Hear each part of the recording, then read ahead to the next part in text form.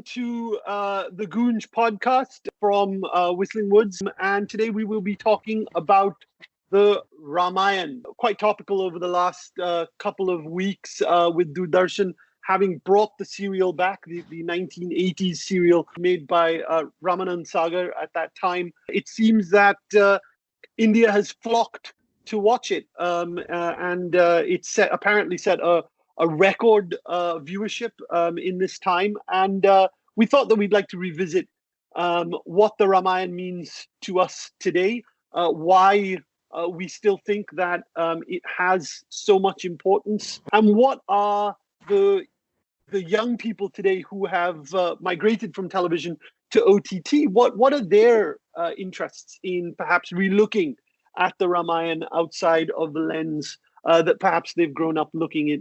Joining me today are our panelists. We first have a man that needs no introduction, and I keep saying that, yet I keep trying to introduce him, but I'm going to say that he's Whistling Woods' head of screenwriting and an eminent screenwriter himself, and one of this country's foremost screen academics, Mr. Anjum Rajabali. How are you, Anjum? You well? I am good. Thank you very much. I'm keeping safe until now.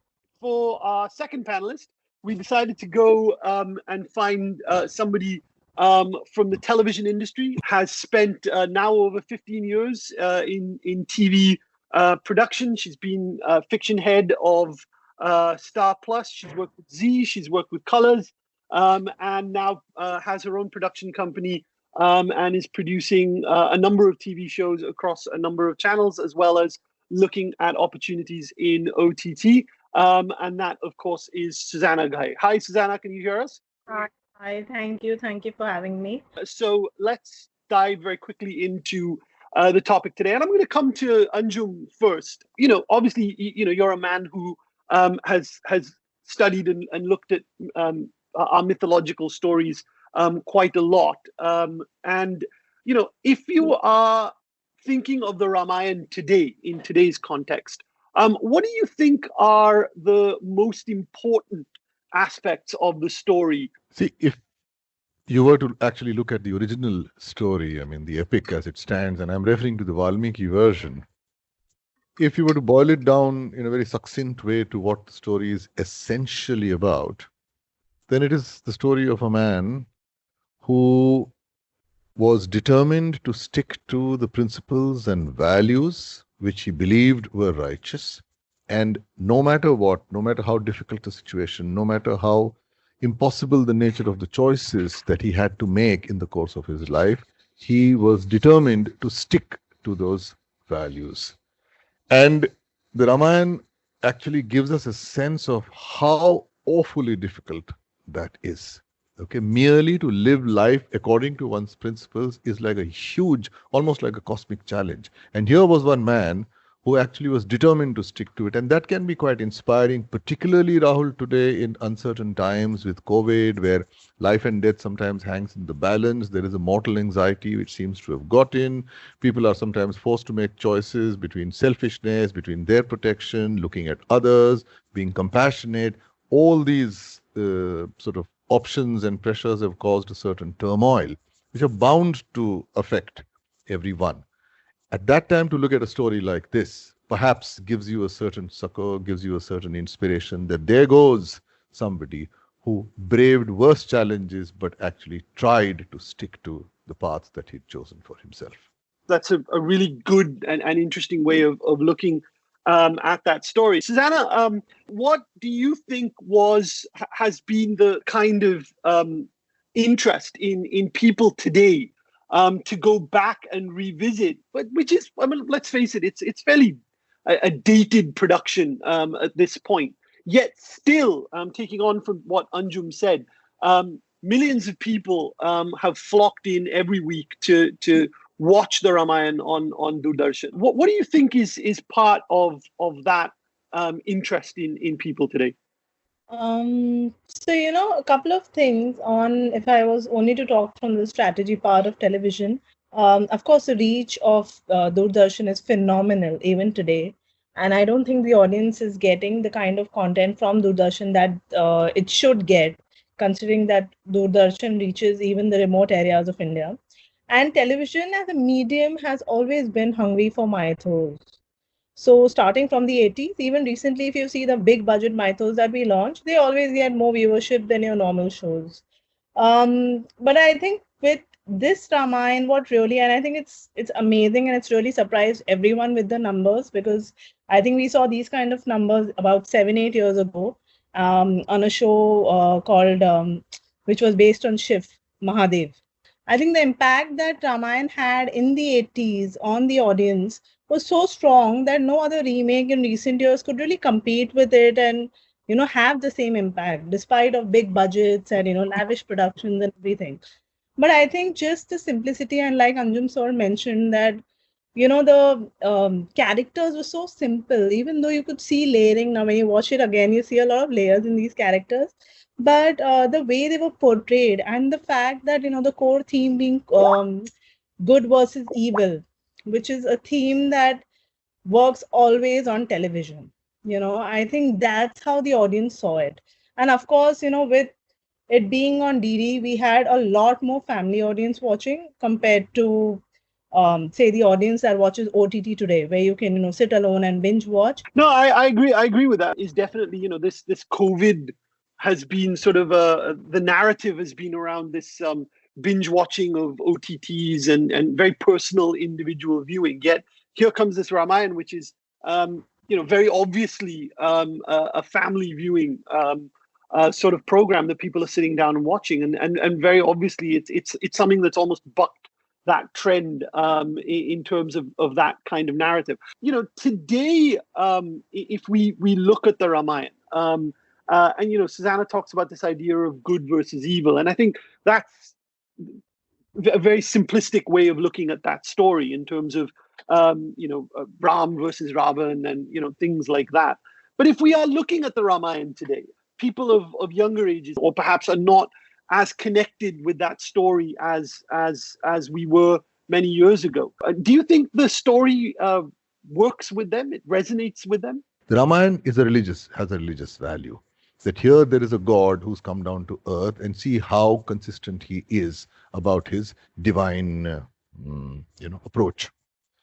Now, actually, if you look at the original Valmiki Ramayana, and I'm talking about the text that I'm referring to, which is the English translation of the critical Sanskrit 18th century edition, which is regarded by far as the oldest and perhaps the more authentic edition of the Ramayana. There's a lot of complexity in that. There's a lot of internal turmoil that the character is going through. It still lends itself to that consistency that the character is aiming for. And yet in the process, there are so many doubts, there are so much of pain. Okay, there's unbearable separation that he goes through. Now, that makes it much more human. If we were to actually not rob it of this interiority, of this internal turmoil that I'm referring to, then I think it would resonate much more with the younger audience, the OTT audience, because those characters become more accessible as human beings. Much as he was a Vishnu avatar, but the whole notion of avatar, the concept of avatar in Indian mythology, is not that the man is a god. It is God who has come down in the form of a man and therefore has to live on earth and go through the pains and the travails and the dilemmas that a human being goes through. And yet the capacity that he displays is of an extraordinary nature, which is only worthy of being called divine. But there is still all the pain and the trouble. So that resonance, those dilemmas, those questions, those hard choices that he is going to make, it doesn't mean you have to agree with it. I mean, Ram made some difficult choices. I mean, there was the whole notion of what happened between him and Sita after the Lanka battle was won, which has always raised questions. So I'm not talking about agreement. I'm talking about you being able to relate to it, that from his point of view, this is perhaps what he was going through. And I end up disagreeing, but I understand. The Ramayana which we saw on TV, which Ramanand Sagar made, I am really very sorry, shortchanged the power of that epic. The depth of that layer which runs under the Ramayana text is actually where the power of the story lies. Whereas Ramanan Sagar chose to skim it on the surface and, as Suzana said, played it in binaries, made it simplistic, good, bad. There are no dimensions given to Ravan, for example. I mean, Ravan was a hero in his own right, which went wrong because of this obsession and sort of how it ended up destroying everything that he stood for until then. Now, there is something there which we can relate to because there is a human look at the character. This, if it is brought out, and even today, in spite of this Ramayana being etched in people's memory, I feel that version of the Ramayana would work extremely well. But do you ever think that the Ramayana can be remade like that? Do you ever think that the audience will ever see it as anything more than just this tale of a man, a god man on earth? I definitely feel so. In fact, it would be interesting to see that the two-part, or could even go to three-part, film that Madhu Mantena is producing, which I believe, I think Nitish Tiwari is directing. Yes, directing, that's right. Yeah. So they've written out two parts, and I think they're contemplating working on the third part. I haven't seen the script yet, but I hope to someday. It will be a version which will be true to the Ramayana, but which will also resonate with the modern generation. Let me give you a simple example. All the three characters, if you look at Ram, Lakshman, as well as Sita, these are the three who spent 14 years in the forest together. There is a clear understanding and an attachment to what they believe is their duty. And the duty doesn't come out of rules, it comes out of your loyalty and your depth of feeling for the relationship that you have. Lakshman feels that, no, I do not want to abandon Ram at this stage. I love him, I care for him, as a result of which I would like to go there.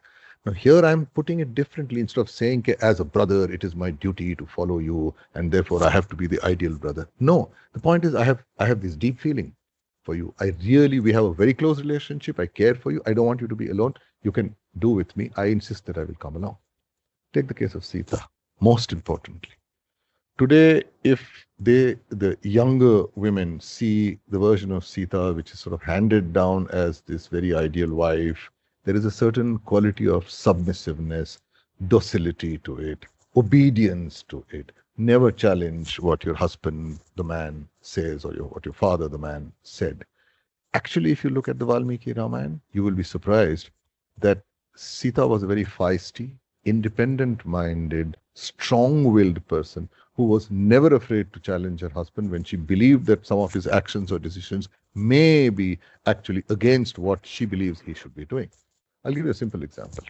And I'm quoting from the original Valmiki Ramayana, okay, which somehow gets subdued because it doesn't seem to, such behavior and these dimensions don't seem to fit in with what the makers are trying to project, which is that I'm saying that to sort of pigeonhole these characters into a larger framework of what they believe morality should be like. Because morality should not be so narrow. It is never so narrow. When Ram comes back from Kaikeyi's chamber after being told by her in presence of his father that you have to abdicate the throne and you have to go to the jungle for 14 years. So he comes back and he wants to make arrangements because he believes he should be going alone. When Sita asks him, he mentions, of course, and tells her this. And she says, I will come with you. He says, no, you will not come with me. She says, I insist that I will come with you. And he makes the mistake of actually saying, I forbid you. Now, there must have been a Sanskrit word for it, which I don't have, but there's a literal translation. I forbid you from coming. What is her response? Her response is, who are you to forbid me? Who are you to stop me from going? Because you're my husband? Because you're a man? And she's challenging his authority as a husband as well as a man. She says, I want to come because it's my choice. So effectively, I'm not asking you. I'm telling you that I will be coming along. Of course, is he very delighted? Of course he is, because he loves her and it would be wonderful to have her there. It would relieve a hell of a lot of things if she's around with him. But this is her position. When they are leaving, and just before they reach the Sarayu River, both Ram and Lakshman, she notices, are wearing their arms. They're wearing the bow and arrow and sword, etc. And she challenges them at that time. And she says, you can't take these, because what you take into your hand is what you take into your heart. And when you take that into your heart, you will be forced to use it. If it's there, you will use it. No, you have to abdicate even violence and leave it behind. So going to the forest is a purge. She has a wiser look. She has a more mature, more profound look at what this exile really means. It means there's a certain, you're purifying yourself. So you have to get rid of this. Lakshman, of course, insists and he talks about the whole Kshatriya sort of role and dharma, etc. And as a result of it, she backs off because it is their decision. They are the ones who are carrying them. But she challenges them and she has a view. Repeatedly, you find her having that view. Then in the end, her refusal to come back to him and instead asking for Mother Earth to accept her, which means she would rather give herself away and give up her life rather than come back. Now, all this I'm saying, which is there in the original text, if this is what were to be tapped, if these kind of questions were to come up and allow people to actually locate those kind of questions within themselves, which are there, then I think it becomes a modern version, because that is the beauty of mythology, Rahul, that it is eternal and it's universal and it has resonance at both these levels. Let's keep our fingers crossed for Madhu and Nitish Tiwari's version then. Suzana, do you think that the success of this Ramayana on Doordarshan is going to pave the way for sort of more? Yeah. I mean, like I said, that we're all appalled with the numbers that the Ramayana showed, and I mean, Star has already grabbed it up and re-telecasting it. Whereas if I was to talk to anyone a couple of months ago and say that let's re-telecast the DD National Ramayana, they would have probably shut the door in my face and asked me to get lost. Because what kind of production value, and I mean, how can you even suggest something like that? That would have probably been the argument. But today everyone's grabbing it up, and like I said, the television always has been hungry for mythos. Even on normal television channels, on a normal day, you will find that mythos have more viewership than daily soaps. So definitely it will open up. Of course, I mean, we are all hit by COVID, and we are all hit in terms of budgets and stuff. And mythos, any mytho that will be remade now, even if it's Ramayana, it'll definitely be with a very lavish production setup and big sets and everything. Sure. And Anjum, as a sort of last question on this, in terms of mythological stories, and obviously the Ramayana and the Mahabharata are the two big sort of epics that come out of that time. But in your view, are there other mythological stories that we perhaps have missed out on over the last maybe 20, 30 years that have an opportunity to now sort of be looked at with a different lens? Yes, indeed. I mean, myths in India virtually have a whole sort of universe of stories within them. And what we need to rescue it from, I'm sorry, is from them being looked at as religious. Okay, the whole mythology actually stays over time, not because of any religious affiliation or religious significance. In fact, I suspect when it began, there weren't these gods. I mean, it is said that in the Mahabharata, and this is documented evidence, that before the 11th century AD, there was no character of Krishna. Krishna later got introduced into the story. Today, you can't imagine the story, the Mahabharata, without Krishna, because he's so pivotal there. So the point is, it has been an evolving story where a lot of things got added on because the layers began to get unpeeled. And really speaking, mythology is an external representation, a dramatic storytelling of the depths of human nature. So there, if you really look at it, even if you were to look at, say, love stories, okay, there's Nal and Damayanti, which is a subset of that. There's Kach Devyani, there is Satyavan and Savitri. There is, in fact, if you take from the Mahabharata main story itself, there's Krishna and Rukmini. You can create a love story out of Abhimanyu and Uttara there, Arjun and Subhadra, Arjun and also Bhim and Draupadi. There are many of these love stories possible. Plus, there are subsets which you can take. You can either adapt it by creating a modern version, or you can elaborate that. What mythology allows you is that it should not be treated like a fixed, static text. It's a living story. If Rahul Puri were to tell that story, it acquires some bit of Rahul Puri's understanding, his individuality, his subjectivity gets involved in that, and that still remains valid. It has been hijacked by the religionists. It has been hijacked by those people who use it only for pravachan. It has been hijacked by patriarchy here. Okay, which is why the women characters then in the later versions get reduced to weak Watered down. characters and watered down. So the point is that one can use one's imagination, and mythology invites you to do that. It, in fact, the Ramayana speaks to you and the Mahabharata speaks to you, saying, "Make me your story." Okay, excellent. Well, I think we are just about out of time for this conversation. It's been a thrilling chat, and just a shout out to all of our listeners. If you haven't heard any of the Goonj podcasts, please do go visit goonjpodcast.com. If you can't find us on that website, then you can find us on Spotify. So thank you all very much. Stay safe, and we'll see you next time.